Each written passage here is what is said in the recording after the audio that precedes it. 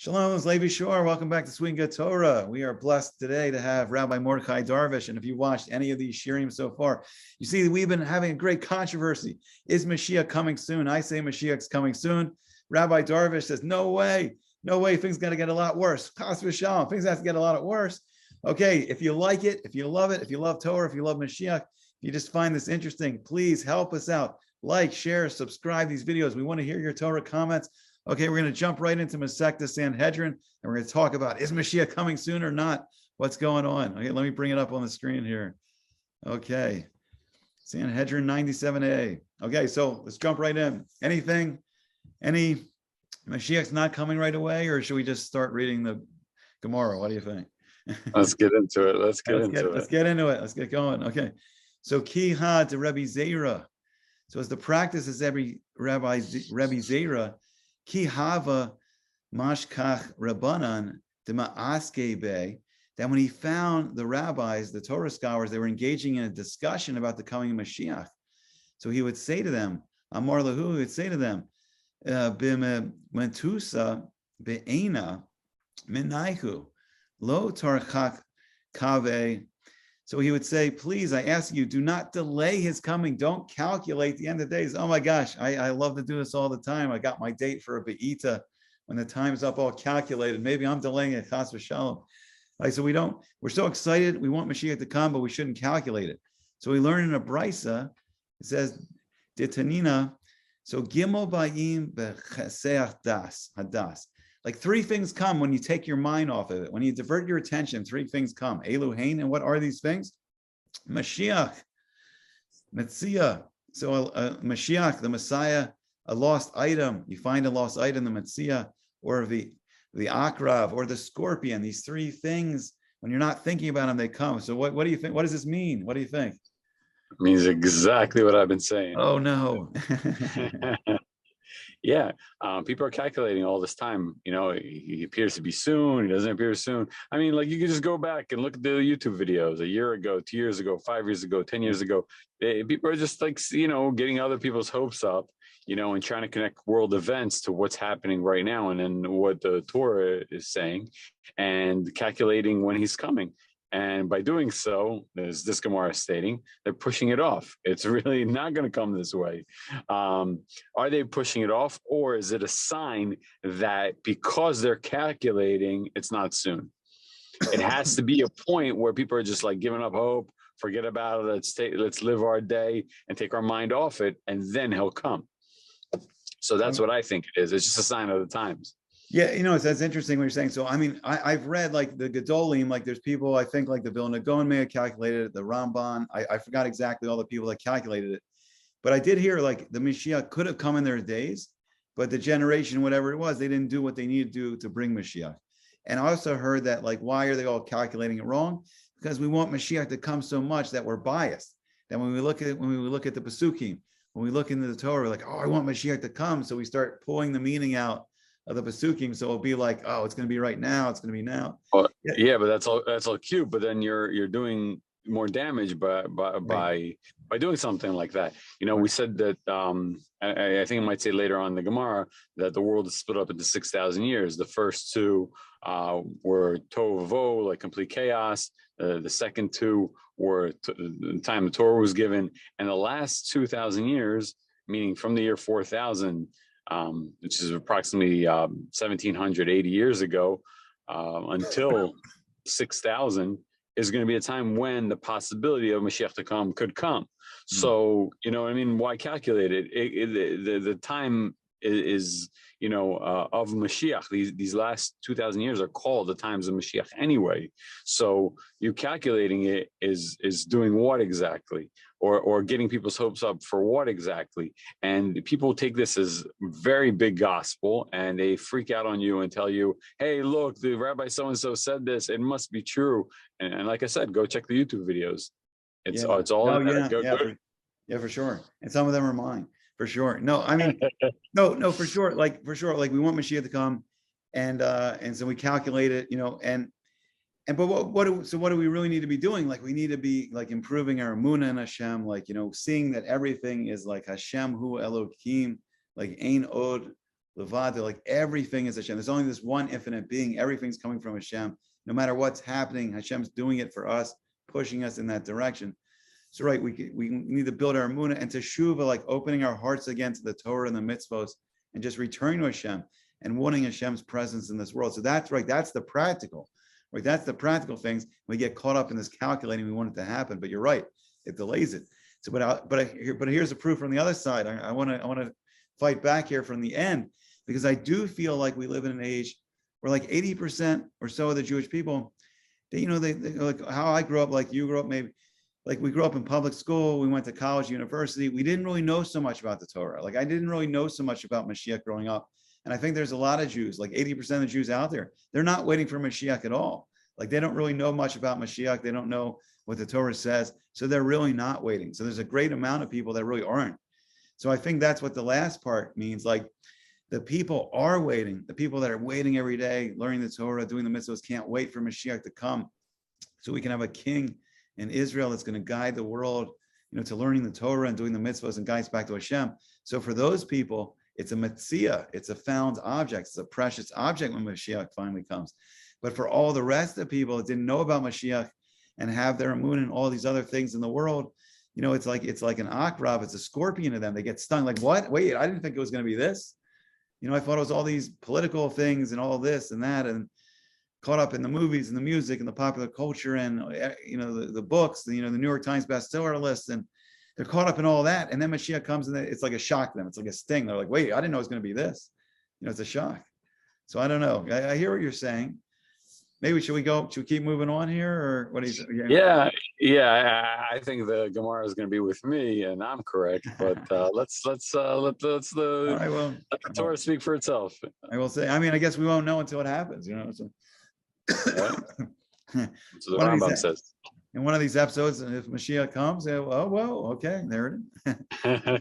Yeah, we should have a bet on what time exactly, because we could drag this on for years. I told you it was close. It goes long.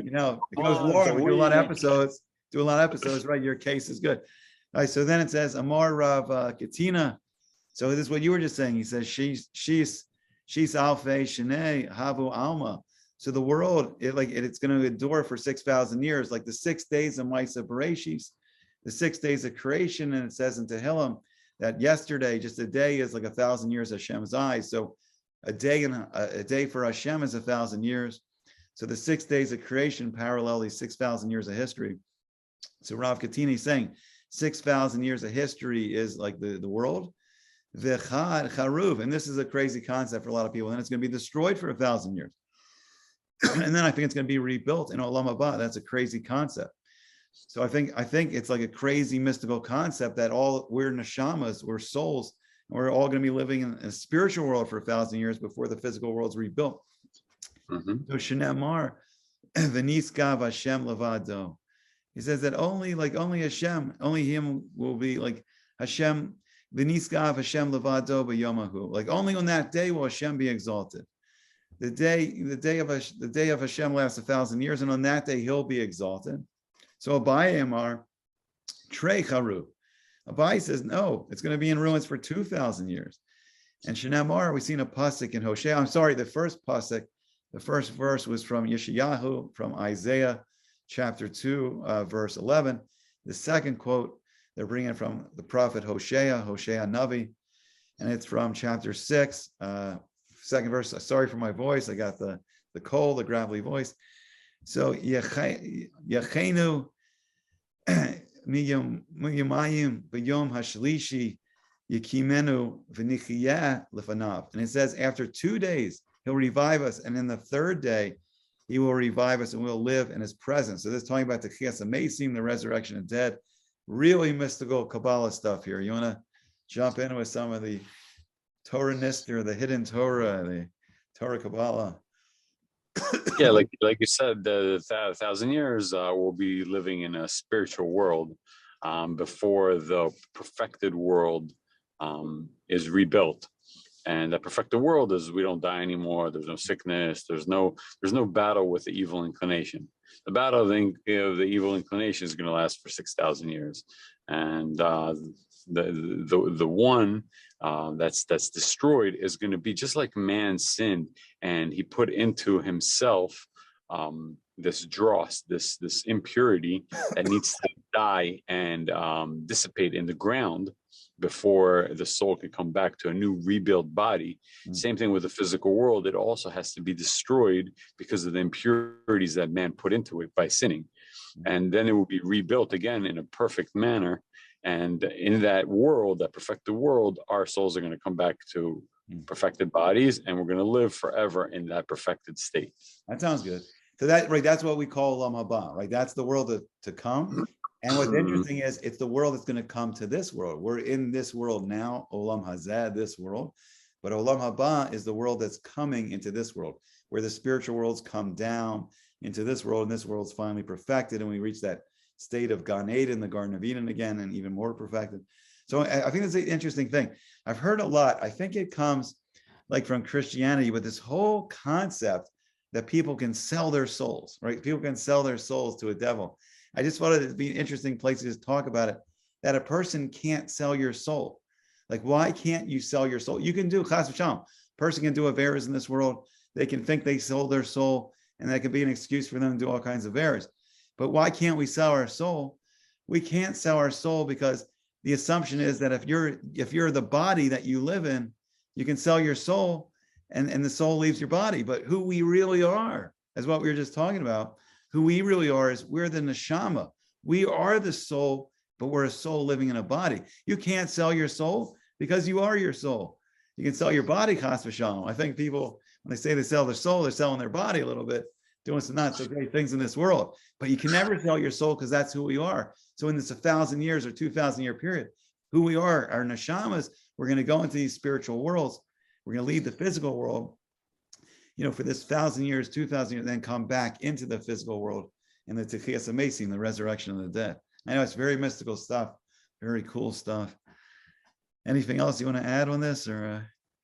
I just think like when they say you sold your soul to the devil or whatever, it's like basically you sold out. You're just like Esav, who sold his birthright, and he sold it for a bunch of lentils. And that's the idea, that he sold his birthright. In Hebrew is bechorah, and if you change the letters, is bracha. Bracha is the blessing. He sold the blessing for the birthright for a bunch of lentils, because he said that let's eat and drink, because tomorrow we're gonna die. So what's the point in doing anything, because we're gonna die anyway? So live it up, party it up. Sell out your soul to the devil. Okay, just enjoy yourself, and don't think that there's anything coming that's going to be better than what is right now. And that's the lie. That's the lie that the world in general tries to sell us, whether it's Hollywood, the politics, wherever it is. It's trying to sell us a lie to buy this world, right? To sell our soul to the devil, right? And sell out, and then not go and get the blessing, the bracha that Bechorah is, which is the birthright. Yeah, no, and one thing I think it's also an amazing thing in the Torah is like Hashem created this incredible thing before he even created the world. There's things he created, and one of the things is Teshuvah, and it's such a special thing because like Hashem knows, like we make mistakes. We're a neshama, we're a soul in this body, but we're in this physical world, and we're surrounded by all these physical temptations and chas v'shalom, but we make mistakes. Chas v'shalom, we do avera, but Hashem's always left the door open, and that's what he wants. He's left Teshuvah. He wants us to return to him, and he doesn't want anyone to ever feel like I'm too far away. It's too much. I've done too much. I sold my soul. I'm gone. You never did. You're never owned by the. You always have that option to come back to Hashem and return. It's the beautiful power of Teshuvah. And this is what really can push us into the Messianic age. We always have Teshuvah, and if someone feels like they're so far gone and they feel so bad, it's like tears. It's like the tears open all the gates of Shemayim. A person's tears, the sadness, the regret, the tears, it instantly opens up those gates to Shemayim. The gates of heaven are open to receive that person. And so Teshuvah is a powerful thing. It's a powerful tool, a gift that Hashem gave us so we can return to him. And that's what's going to win the day. We're here. It's like madness, what's going on in the world, but Hashem's left us the power to Teshuvah, to come back, to return to him. the Jewish people will wake up.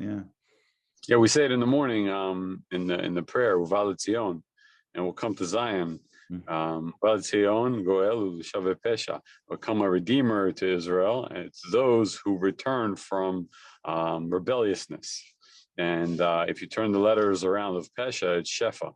Those who rebel from bringing down God's light and blessing into the world, when they return, so the Redeemer, which is the Mashiach, will come back to Zion, to Israel, and to the people when they return. You're right. No, so I think for today, let's leave it there. These are some really big mystical concepts. Let people kind of digest this. Maybe if people have any questions, we can answer more, of the Kabbalah and the deep mysteries here that we started to discuss tonight. And we'd love to hear from you. Any final words or?